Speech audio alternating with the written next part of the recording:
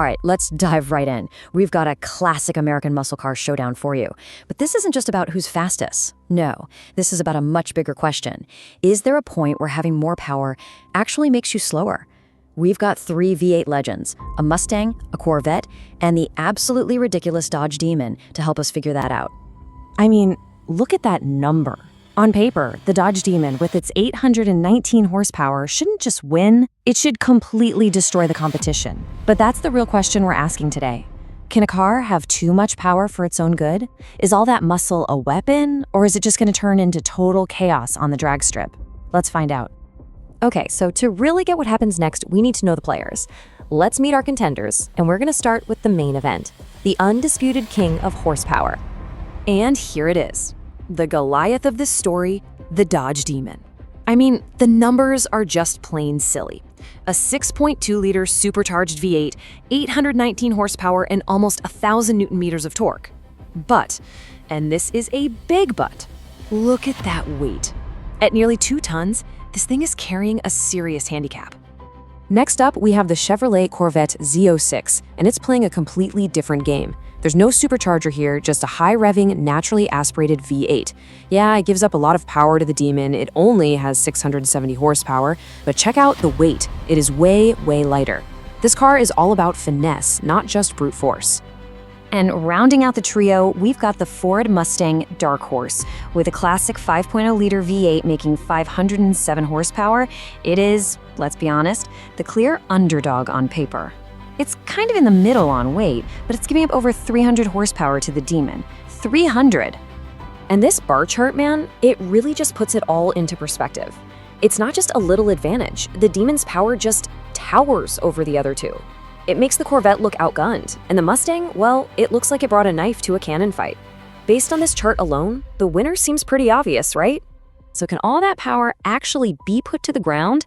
It's time to find out. Our first test is a rolling race. Now this should be perfect for the Demon. You take the tricky launch out of the equation and just let that giant supercharger eat. And right away, the theory just completely falls apart. The second the driver puts his foot down, all that power turns against him. The car isn't just launching forward, it's fighting to stay in a straight line. The power is the problem. And the result is a massive upset. The Corvette, with its better grip and smoother power, just hooks up and walks away from the Demon. All 819 of those horses, and it couldn't even beat the car with 150 less. Wow.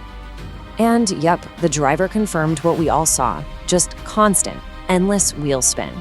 He was starting to close the gap at the very, very end, but it was way too little, way too late. This is the story of the day, isn't it? Horsepower is just a number. Traction, that's reality. But going fast is only half the battle. Before we get to the main event, we're gonna run a bit of a surprise test, a full-on emergency brake from 100 miles an hour. This is all about who can stop the best and, again, who can manage their weight. And in another twist, the heaviest car wins. The Dodge Demon somehow manages to stop its nearly 2-ton self in the shortest distance. The Mustang puts in a solid second place, but wow, a really disappointing result for the track-focused Corvette, coming in dead last. Of course, no race day is complete without a classic racer's excuse. The pro driver in the Z06 was super quick to point out that his fancy carbon ceramic brakes were cold, which, to be fair, does affect how well they work. A fair point, but a loss is still a loss. All right, the sideshows are over. It's time for the main event. This is what these cars were made for, a standing start quarter-mile drag race. No more excuses. This is for all the glory.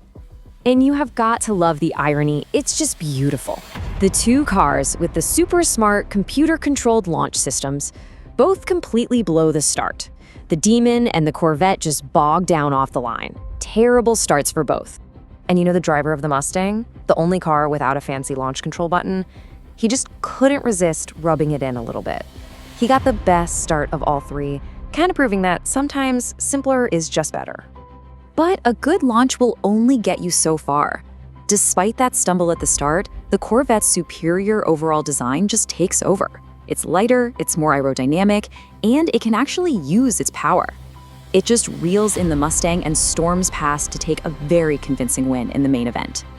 So this brings us to the final verdict, right? The car with 150 less horsepower was the winner, time and time again. How is that even possible? Well, it all comes down to a really important difference: the difference between raw power and usable performance. And this slide right here captures the entire moral of the story. On paper, in a spreadsheet, in a marketing brochure, the Demon is a god. But out here on the pavement, in the real world, the smarter, more balanced, better engineered Corvette Z06 was the true champion. See, the Corvette won because it was a total package. It wasn't about one big, crazy number. It was about the combination of usable power, less weight, a balanced chassis, and a more predictable engine. It's a perfect example of smart engineering winning out over brute force. And this blunt conversation between the drivers says everything you need to know. The Demon's problem isn't the person behind the wheel, it's the car itself. It's like bringing a sledgehammer to do a surgeon's job. It just begs you to go all out, but when you do, all you get is smoke and noise, not speed. And if you need to picture that chaos, this is it. In just one failed launch, the Demon laid down 90 paces of solid black tire marks on the asphalt. 90. That's almost the length of a football field. At that point, it's not a car, it's a very, very expensive smoke machine. So this incredible V8 showdown leaves us with a really fascinating question. We've just seen proof that the non-stop chase for bigger horsepower numbers can seriously backfire. It shows that the real art of making a car fast isn't just about creating power, it's about being able to control it. And it makes you wonder, in a world of 1,000 horsepower electric cars with even crazier torque, maybe the era of pure, untamed horsepower is finally coming to an end.